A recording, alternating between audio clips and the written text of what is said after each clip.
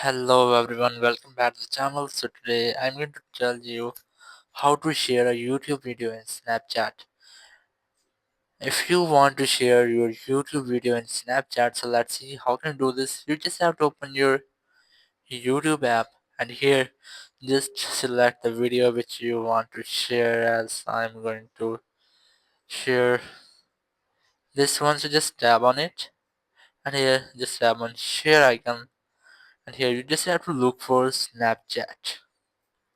Here's the Snapchat, just select it and after that it will pop up something like this. Just tap on send to and here you just have to select which one you want to send as my story and friends or public. So after that you just have to tap on send and then that's how you can easily send your YouTube video into Snapchat. Thank you very much for watching the video. Until next video, bye bye.